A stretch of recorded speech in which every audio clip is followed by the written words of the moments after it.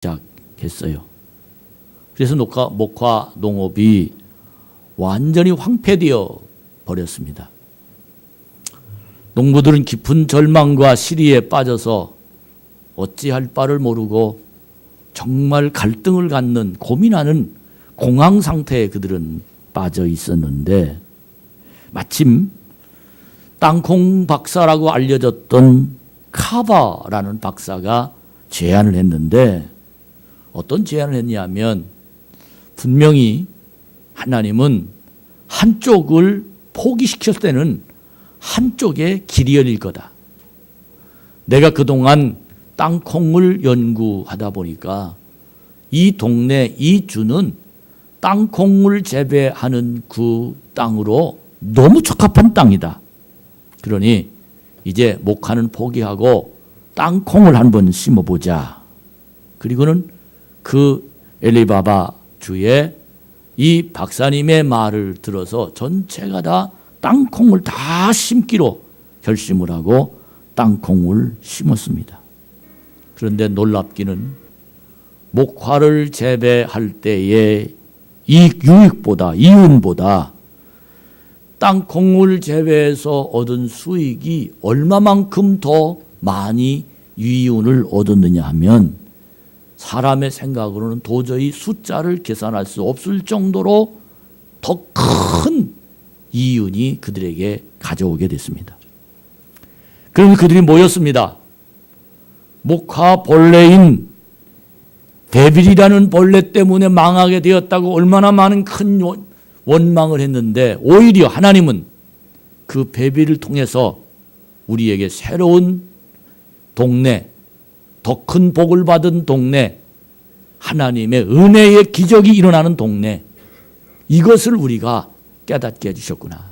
그러면서 하나님께 가르침을 받은 성령의 감동이 일어난 그 커버 박사에게, 그리고 그곳에서 말씀을 전하고 그들에게 용기를 주었던 그 교회에게 그들은 큰 감사를 하면서 새로운 세상을 만드는 그들의 그 모습 속에서 가르침을 받는다는 것이 이렇게 행복하다 하는 그 모습으로 비석을, 큰 기념비를 하나 세웠다라고 이야기합니다.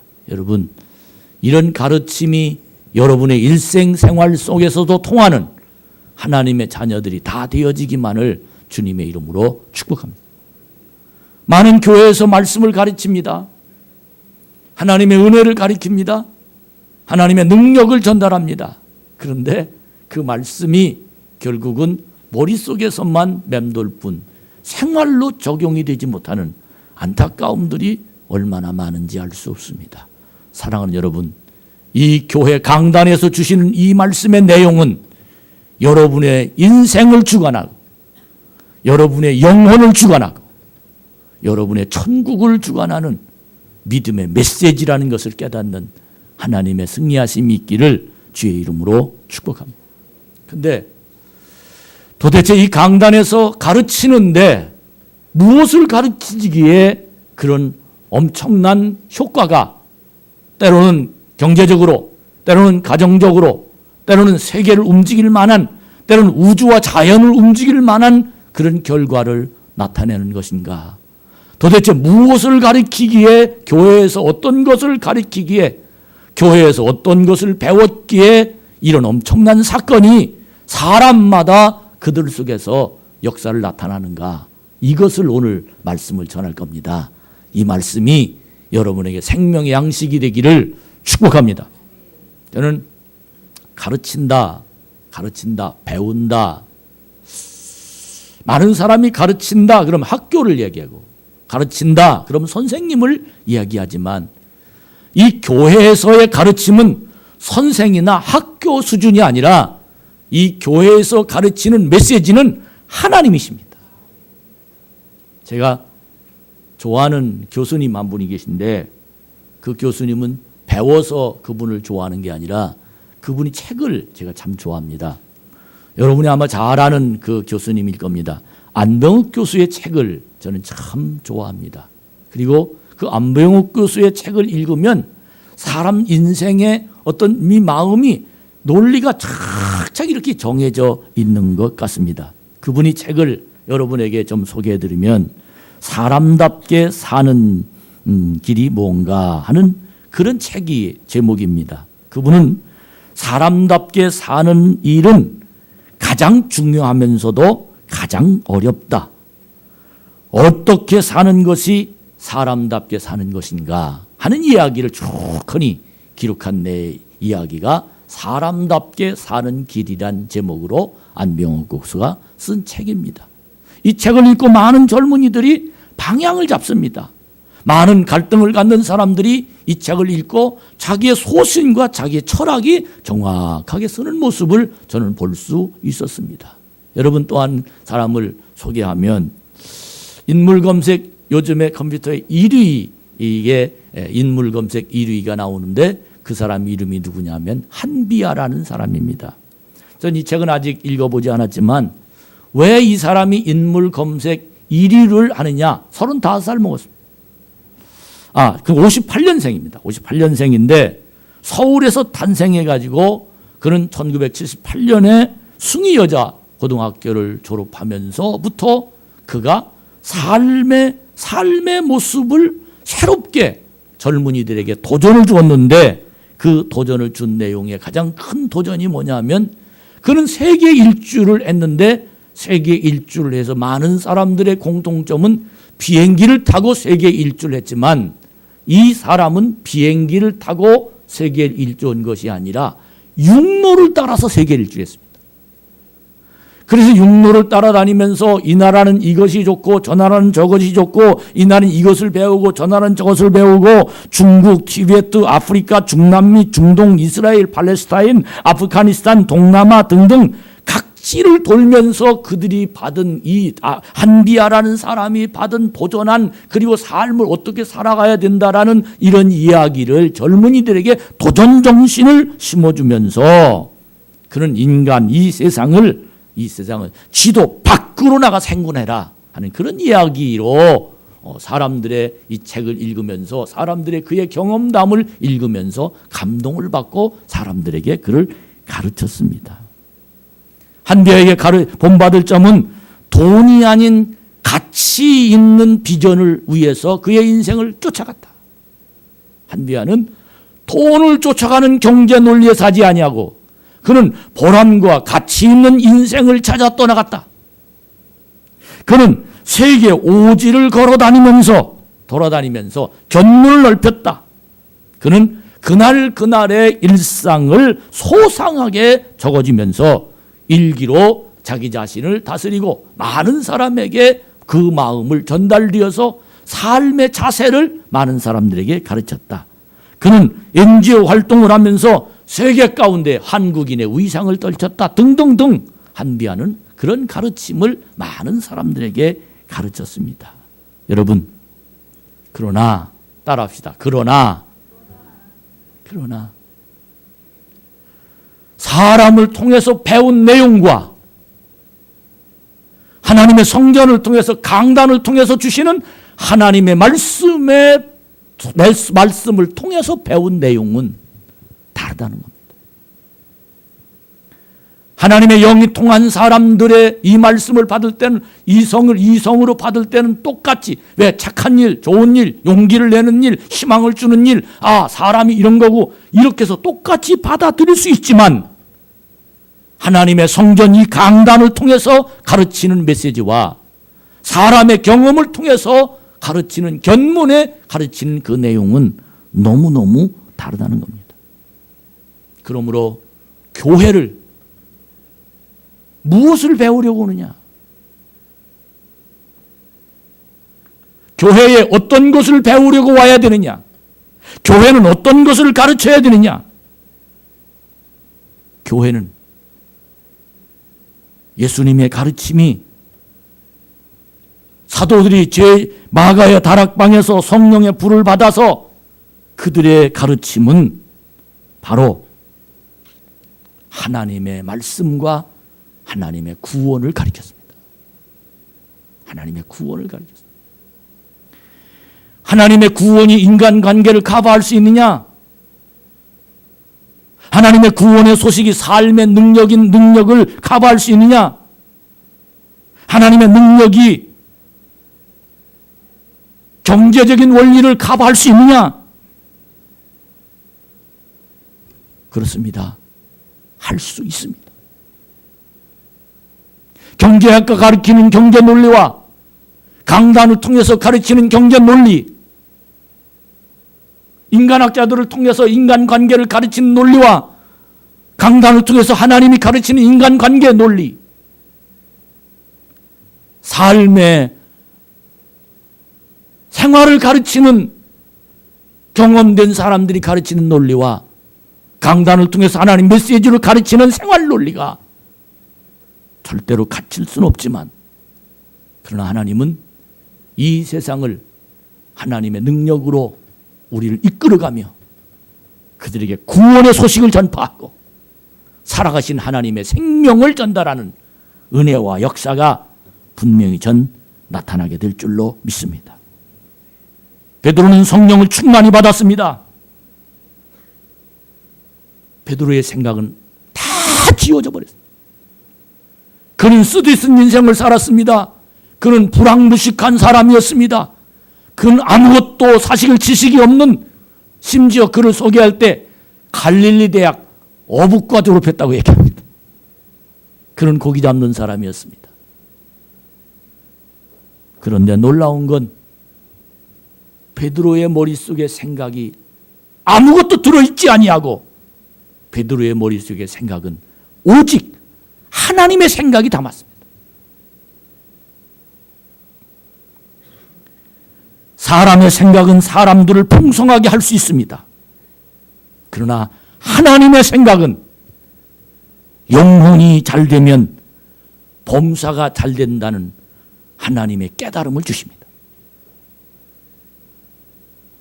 요즘에 제가 드라마를 보는 드라마가 있는데 전우치입니다. 아마 많은 사람들이 보는 것 같은데 전 다른 건 잘 모르겠는데 부러운 게 하나 있었어요.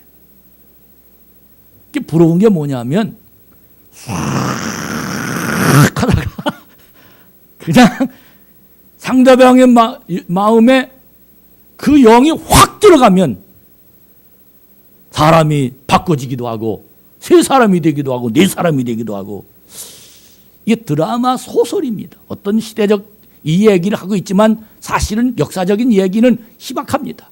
그게 사실적인 근원은 별로 없습니다. 약간 가미한 것뿐이죠. 전 그 드라마의 내용을 보면서 목사로서 너무너무 부러운 게 있는데, 그 부러운 게 뭐냐면 나도 전우치처럼 그냥 쫙 해서 내가 받은 성령을 좀 저들에게 확 전달되면 얼마나 좋을까 하는 이 마음이 내 마음속에서 좀 부러운 생각이 들었습니다.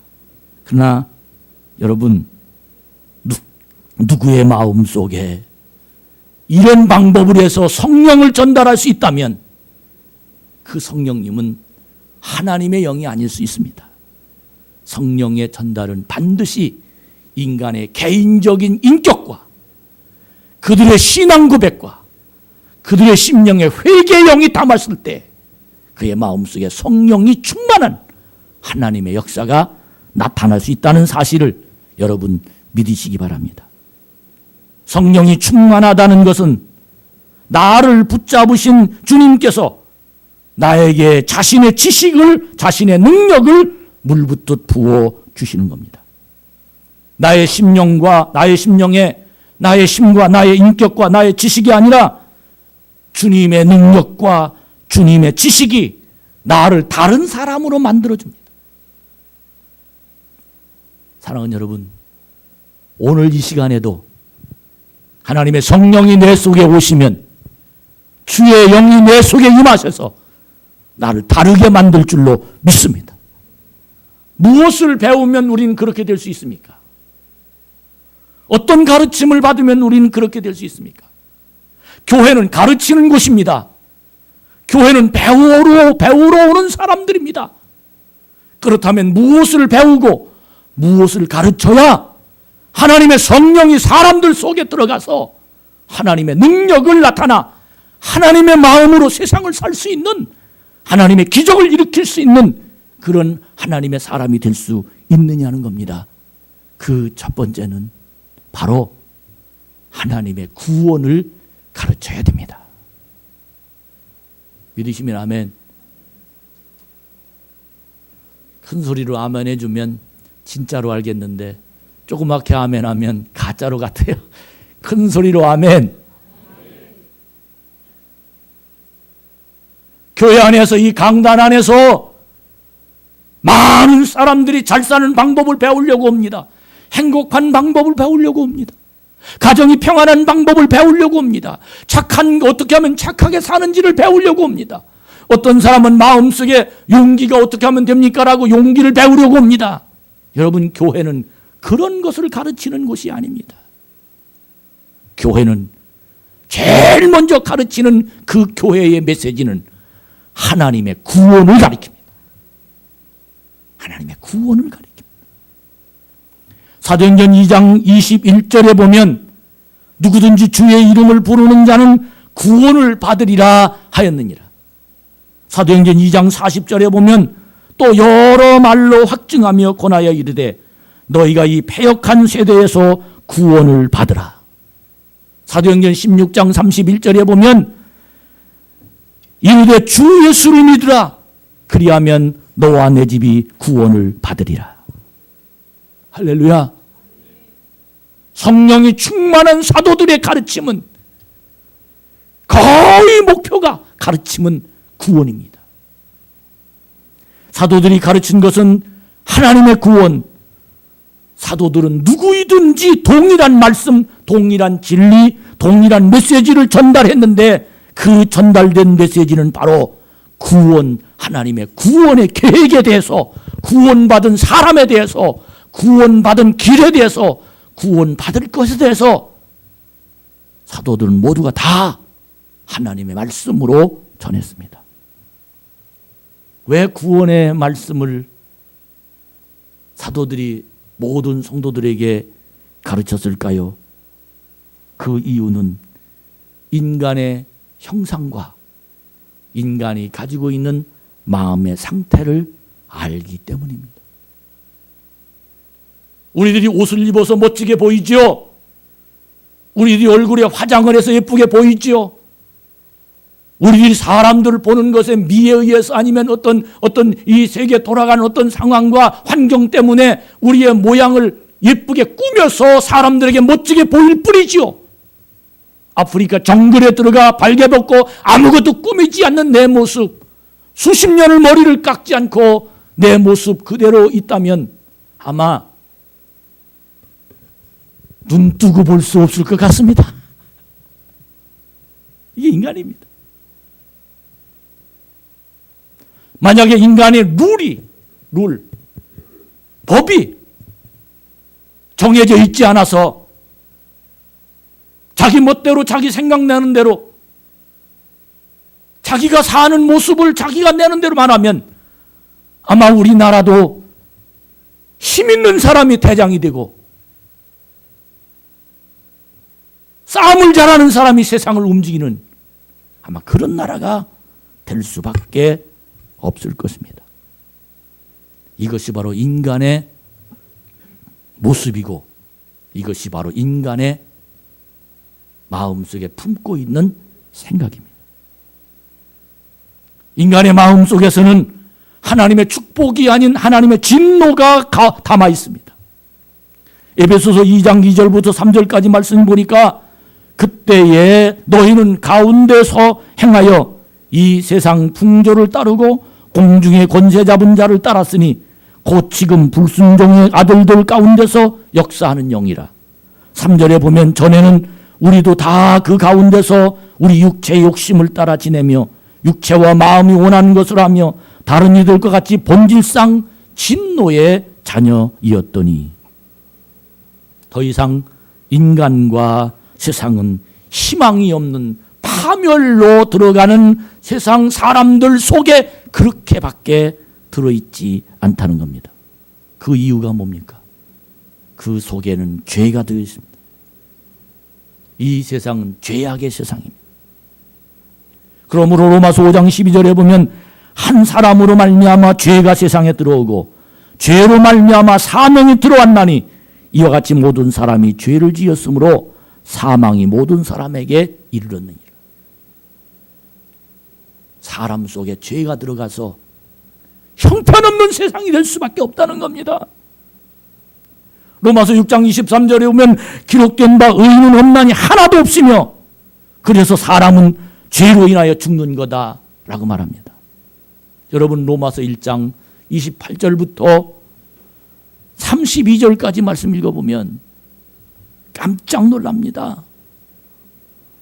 또한 그들이 마음에 하나님 두기를 싫어하며 하나님께서 그들을 그 상실한 마음대로 내버려 두사 합당하지 못한 일을 하게 하셨으니 곧 모든 불의, 추악, 탐욕, 악의가 가득한 자요 시기, 살인, 분쟁, 사기, 악독이 가득한 자요 수군수군하는 자요 비방하는 자요 하나님께서 미워하시는 자요 능욕하는 자요 교만한 자요 자랑하는 자요 악을 도모하는 자요 부모를 거역하는 자요 또 무매한 자요 배약하는 자요 무정한 자요 무자비한 자라. 그들이 이 같은 일을 행하는 자는 사형에 해당한다고 하나님께서 정하심을 알고도 자기들만 행할 뿐 아니라 또한 그런 일을 행하는 자들을 옳다 하느니라. 이게 인간이라는 거예요. 인간들 마음속을 들여다보면 행동으로 나오지 않아서 그렇지 모든 사람의 마음에 품고 있는 자기 비유에 맞지 아니하면 이런 생각이 가득 차 있는 것이 인간이라는 겁니다. 여러분 우리나라만 해도 돌아가는 세상을 알잖아요. 어린 것 성폭행을 가지고 어떻게 하고 아버지가 어떻게 하고 아들이 아버지를 어떻게 하고 사기를 쳐서 어떻게 하고 우리가 살아가는 사회는 눈만 뜨면 정말로 끔찍끔찍한 일들이 우리에게 벌어지는데 더 놀라운 사실은 내가 행동으로 그 일을 하지 않아서 그렇지 우리들 환경이 그렇게 되면 나도 모르는 사이에 그런 마음이 내 속에서 울끈불끈 치밀어 오른다는 겁니다. 하나님은 이런 사람들의 마음을 하나님의 복음을 전해서 그들의 마음에서 구원을 시키려고 하나님이 교회를 세웠습니다. 믿으시면 아멘. 하나님이 이런 엄청난 죄악이 가득한 마음을 품은 인간을 하나님의 능력을 주어서 그들을 하나님의 자녀로 만들기 위해서 예수 그리스도를 이 땅에 십자가에 달려 돌아가셨습니다. 여러분, 하나님은 우리들에게 가르치시는 제일 첫 번째 내용이 뭐냐면 하나님의 구원입니다. 너희들 인간들 가만 놔두면 너희 그 속에서 살 수밖에 없어. 살 수밖에 없어. 제가 성남에서 25년을 살았어요. 저녁이 되면 얼마나 싸운 소리가 많이 나는지 대부분 주차 때문에 싸움. 요즘에는 뭐 그런 거 잘 모르겠지만 제가 살 때만 해도 주차하다가 칼로 사람을 찔러서 죽었던 일들이 몇 건 있어요. 또 아무것도 아닌 일 때문에 싸우다가 사람의 마음이 폭발당해가지고 얼마나 사람들이 치명타로 죽어가고 병들어가고 있는지 알 수 없습니다. 이런 마음이 깔려있는 인간, 내 속에서 우글부글 끓어오르는 정말 내 속에서 나도 모르는 사이에 죽이고 싶고 때리고 싶고 포기하고 싶고 폭파시키고 싶고 하는 이런 이 속에 담아있는 인간의 이 마음을 하나님이 예수를 보내서 구원이 있다라는 사실을 가리키는 소식을 하나님은 제일 먼저 가르치시기를 원하십니다. 여러분, 이 배움이 여러분 속에 임하기만을 주의 이름으로 축복합니다. 교회는 구원을 가리키는 것이 교회입니다. 하나님은 구원을 가르치시기를 원합니다. 죄악에 있는 세상 더러운 마음 속에 있는 마음을 하나님의 능력으로 주의 보혈의 피로 씻김받아서 하나님의 자녀가 되게 만들고 천국 백성이 되게 만들고 하나님의 능력이 그 속에 임하도록 만드는 이 말씀을 강단에서 교회에서 가르치는 것이 바로 하나님의 복음이며 그것이 바로 가르치는 목적이요 가르치는 내용입니다. 구원을 받으면 하나님이 세상 더러운 세상에서 악독한 세상에서 구원을 받게 만든데 그 구원을 받으면 한 사람만 제가 소개하면 존 뉴턴이라는 사람이 있어요. 만유인력을 발견한 사람이죠. 석학입니다. 머리가 얼마나 좋은 사람인지 아십니까? 그런데 그 사람이 그새 나이가 많이 먹어가지고 치매가 걸렸어요. 자기 아내 보고 누구라 그리고 아들 보고 누구라 그리고 변을 보고 바람 치라고 이러니 그의 제자들이 너무너무 황당한 거예요. 아유, 교수님 어떻게 이렇게 되셨습니까? 그 머리 똑똑한 그 분이 치매에 걸리니까 대책이 없었어요. 그런데 그분의 입에서 딱 한 가지 옳은 말을 하는데 진리를 말하는데 그 진리의 말이 무슨 말이냐면 나는 천국 간다. 깨달으시면 아멘. 치매 걸려 다른 건 다 잊어버렸는데 그 마음 속에 한 가지 들은 단어가 나는 천국 간다. 나는 천국 간다. 나는 예수님으로 인하여 천국 간다. 이 존 뉴턴은 그것만 마음속에 기억하고 있었어요. 여러분, 하나님 살아계십니다. 세상에 수없이 많은 지식이 그는 다 없어졌지만 그의 영혼, 그의 영, 하나님의 나라는 그 속에 임재했던 놀라운 사건. 저는 감동이었어요. 하나님의 성전에서 구원을 가리키더니 그 구원이 하나님의 영으로 말미암아 역사하는구나.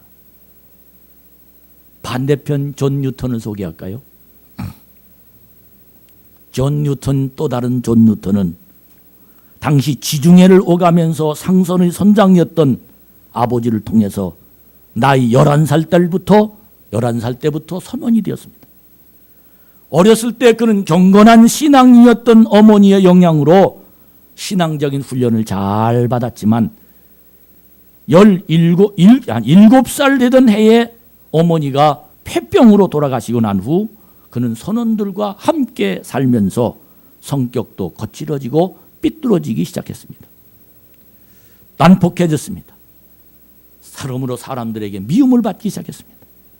특히 아프리카 흑인들에게 노예를 잡아오는 노예선에서 일하게 되면서 그는 배 안에서 온갖 나쁜 짓만 골라 사는 잔인한 사람이 되었습니다. 그러던 중에 1748년 3월 1일 그는 배 안에서 토마스 아켐페스의 그리스도를 본받아라는 책을 읽고 그 책에서 그의 영혼 속에 7살 때까지 어머니로부터 받은 하나님 말씀, 그 말씀 깊이 잠자고 있었는데 그 책을 읽으면서 7살 전에 어머니가 자기를 붙잡고 기도하는 기도 소리가 들리기 시작합니다. 어머니가 자기를 붙잡고 찬송하는 찬송 소리가 들려오기 시작합니다.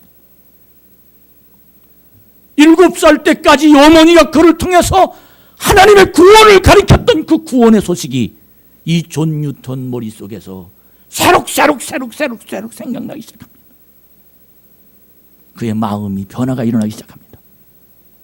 그는 눈물을 흘리며 무릎을 꿇고 하나님께 회개하던 새로운 삶을 시작하는 그 후 그는 새로운 삶을 출발합니다.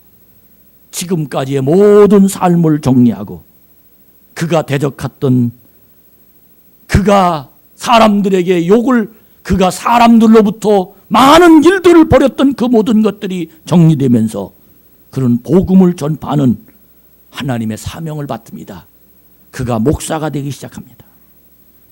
그는 버킹엄에서 16년을, 올리교회에서 27년을 사역하면서 그가 회개한 지 29년 되는 1779년에 찬송가, 여러분과 제가 부르는 405장 나 같은 죄인 살리신 어메이징 그리스란 그 곡에 자기 자신의 신앙을 고백하면서 작사를 하기 시작합니다. 나 같은 죄인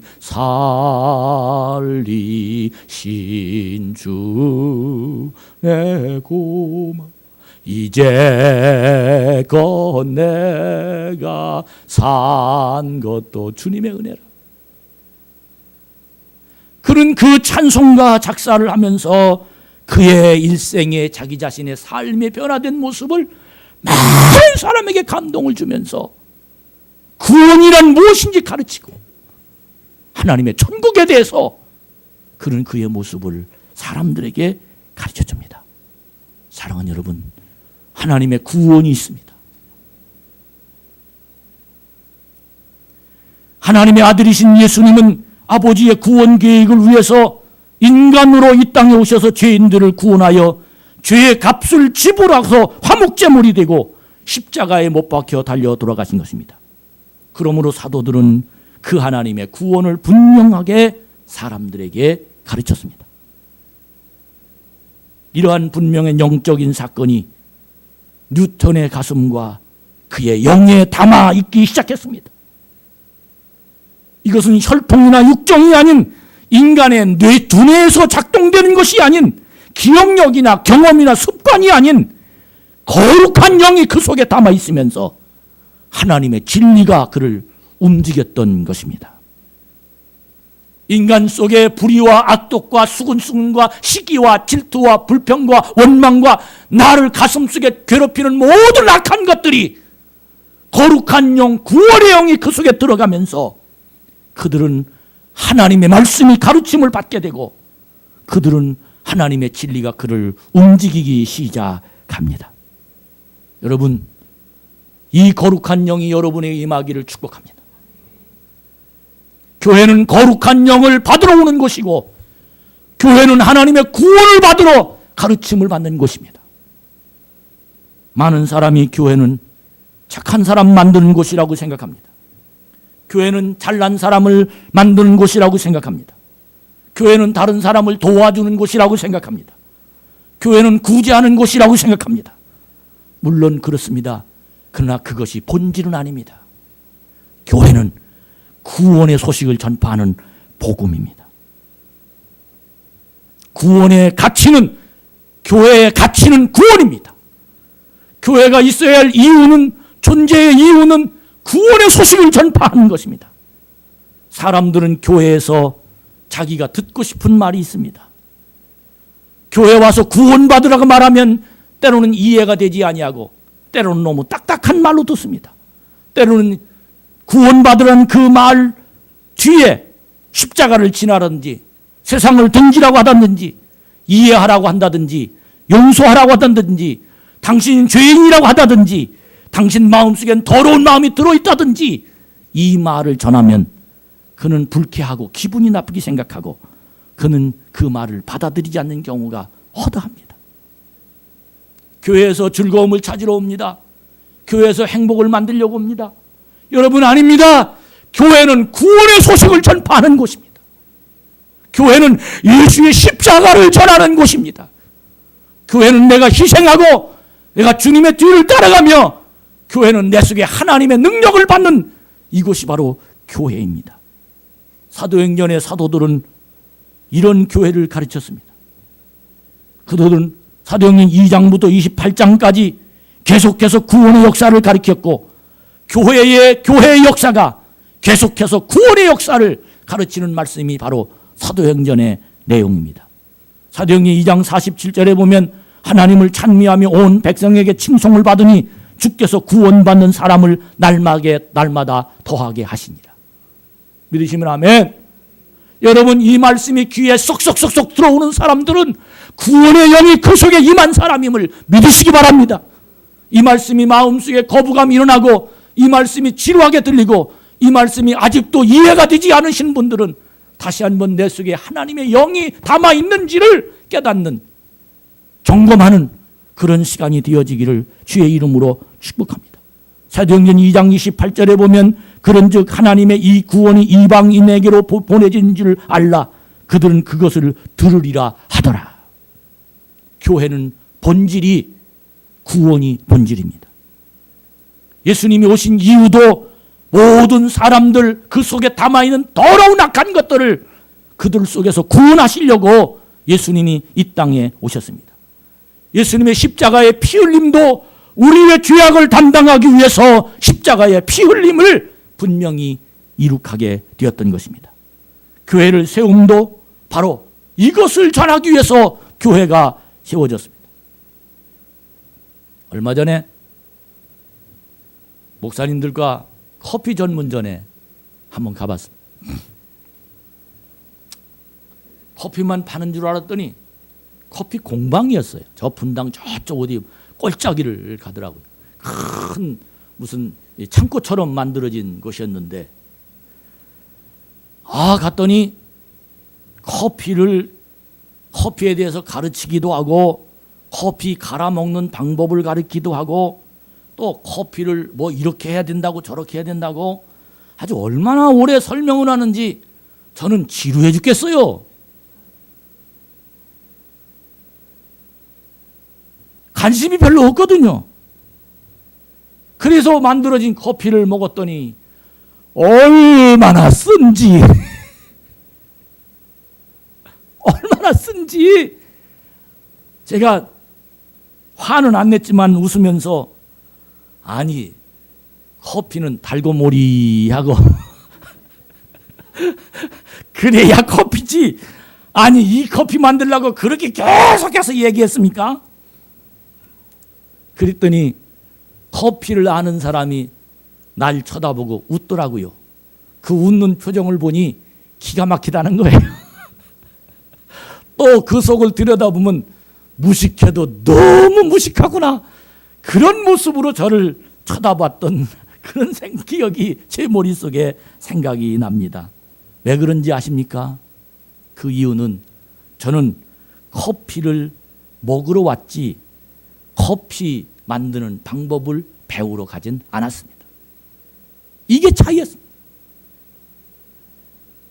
커피 공방에 커피 만드는 방법, 커피가 무엇이냐, 어떻게 해야 되느냐 이런 걸 바리스타를 만들려는 그런 마음으로 간 사람들은 그 시간이 너무 행복했지만 커피 마시러 간 사람은 그 시간이 너무 지루했습니다.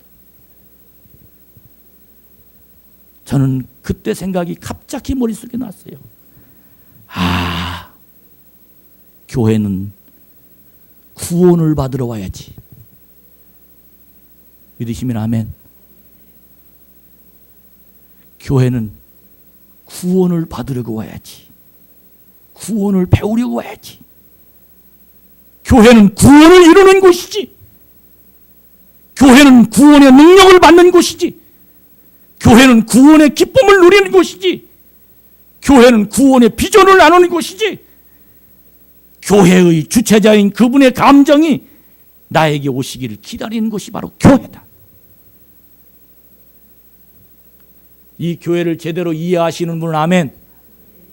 얼떨떨한 사람도 있는데 여러분 곧 그렇게 될 겁니다. 할렐루야. 교회가 바로 이런 곳입니다.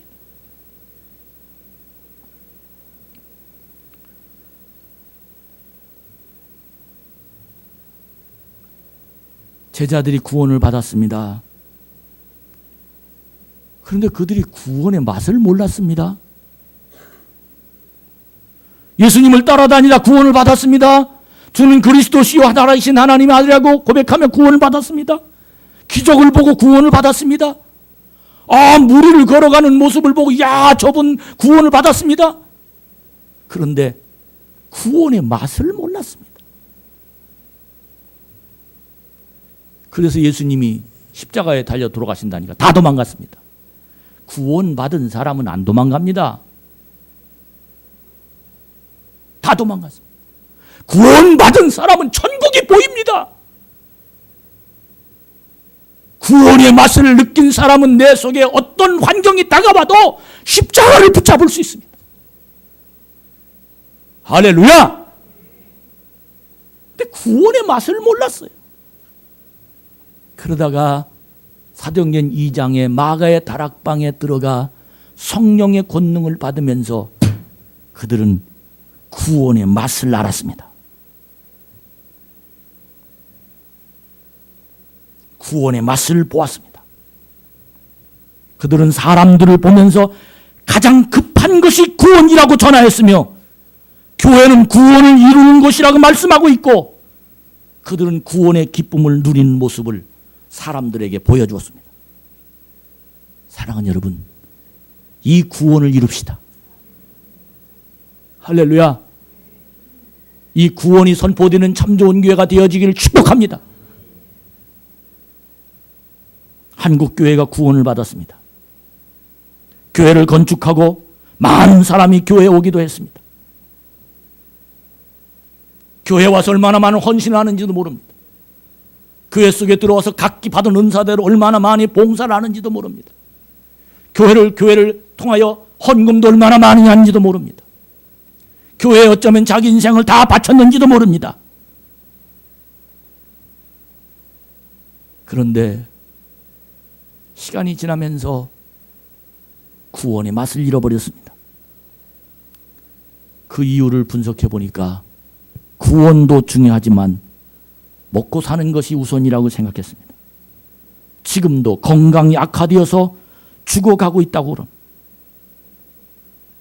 어떻게 합니까? 어떻게 합니까? 어떻게 합니까? 어떻게 합니까? 발을 동동동동동 구르면서 그때 그 구원의 기쁨을 누리면서 그때 그 구원의 능력을 발휘하면 될 텐데 그때 그 구원의 능력이 소멸되고 말았고 그때 그 구원의 능력이 작동되지 않고 있고 그때 그 구원의 능력이 그 속에서 역사하지 않고 있습니다. 다시 한번 성령의 능력이 일어나야 됩니다. 할렐루야! 하나님의 성령 사건이 일어나야 됩니다. 여러분, 이 참 좋은 교회가 성령 사건이 일어나 구원의 맛을 아는 자가 되기를 축복합니다. 구원의 맛, 구원의 능력, 구원의 권능, 구원의 승리. 구원의 능력은 사람을 변화시킵니다. 구원의 능력은 나는 죄인이라고 고백합니다. 구원의 능력은 나를 써주신 것만도 고맙다고 생각합니다. 구원의 능력은 하나님의 사랑에 너무 감사합니다. 구원의 능력은 자신의 삶의 목적이 무엇인지 압니다. 그들은 구원의 능력을 받은 사람은 가르침을 사모하게 됩니다. 영국에 스로스트란 죄수가 있었는데 영국과 오스트레일리아에서 40년간 교도소 생활을 하고 가죽 채찍으로 50번씩 8차례나 맞았다고 합니다. 그래도 그는 변화되지 않았습니다. 그대로입니다.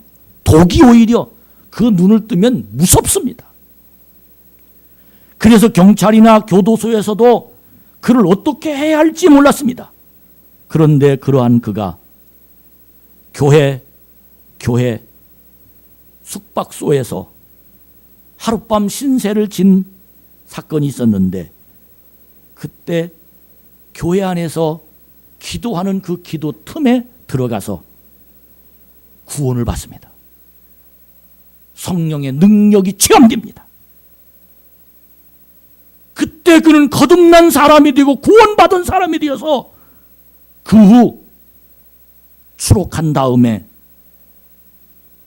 죄수들만 모여있는 그 감호소에 자기가 직접 들어가서 자기 인생을 나누면서 18년 동안 봉사합니다. 그는 이런 간증을 했습니다. 400번의 가죽 채찍이나 40년간의 교도소 생활로 변화되지 않는 내가 그리스도로 인해 불과 1, 2분 만에 나는 변화됐습니다. 할렐루야! 1, 2분 만에 변화됐습니다. 결론을 말씀드립니다. 요즘에 우울증과 조울증의 증세가 전염병처럼 확산되어 가고 있습니다. 연예인들이 얼마나 많이 자살합니까? 거의 내용은 바로 이러한 내용입니다. 일종의 정신적인 영향입니다. 그들은 무기력증에 빠집니다. 세상의 사람들에 대한 분노가 치밀어 오릅니다. 자신의 삶에서 반항의 기질이 튀어나옵니다. 자신이 없어지고 실망하게 됩니다. 여러분, 노아의 시대에도 이와 같은 시대적 상황이 똑같았습니다. 먹고 마시는 세상이었습니다. 자신의 육체만을 위해서 사는 세상이었습니다. 바벨탑 사건 때도 똑같은 세상이었습니다. 자신이 세상에서 더 높아지고 싶은 마음으로 그들은 바벨탑을 쌓아서 하나님보다도 더 높아지고 싶은 생각이었습니다. 그 이유가 뭡니까? 왜 구원을 받아야 되는 겁니까? 왜 사람이 구원이 필요합니까? 그 이유는 바로 에덴 동산의 아담과 하와의 불순종의 죄 때문입니다. 하나님보다도 높아지려는 그 죄의 속성이 인간의 속에, 인간의 죄의 피에, 인간의 유전 속에, 유전인자 속에 흘러서 아직도 내 속에서 내 마음을 뚜껑을 열어놓으면 진노가 일어나고 수근수근하고 불평하고 나보다 잘난 놈이 있으면 화가 나고 나를 욱박지르면 사람을 죽이고 싶고 이 생각이 내 속에서 들끓고 있다는 겁니다. 사랑하는 여러분, 여러분 오늘 이 자리에 초청합니다. 예수님 앞에 초청합니다. 여러분을 구원으로 초청합니다. 구원의 기쁨을 누리기를 축복합니다. 하나님의 자녀가 되시기를 원하시는 여러분, 아니 이미 하나님의 자녀가 되신 분들은 오늘 이 시간 성령이 충만하여 구원의 기쁨을 누리는 믿음의 이 시간이 되기를 주의 이름으로 축복합니다. 오늘 1, 2분을 통해서 그 더럽고 추악했던 그가 변화된 것처럼 여러분과 제가 이 시간 구원의 방주에 여러분을 마가의 다락방으로 초청합니다. 성령께서 오셔서 새로운 사람을 만드는 이 기적의 시작이 오늘 이 시간이 되기를 주님의 이름으로 축복합니다. 하나님의 구원만 배우면 세상에 다른 어떤 것을 소유한 것보다도 세상의 지식을 가진 것보다도 하나님은 놀라운 인생을 살도록 우리에게 축복해 주실 줄로 믿습니다. 여러분, 하나님 안으로 오시기 바랍니다. 구원의 반열에 쓰시길 축복합니다. 구원의 기쁨을 누리는 자가 되기를 축원합니다. 우리 287장 찬송을 부르면서 예수 앞에 나오면 모든 죄 사하고 이 찬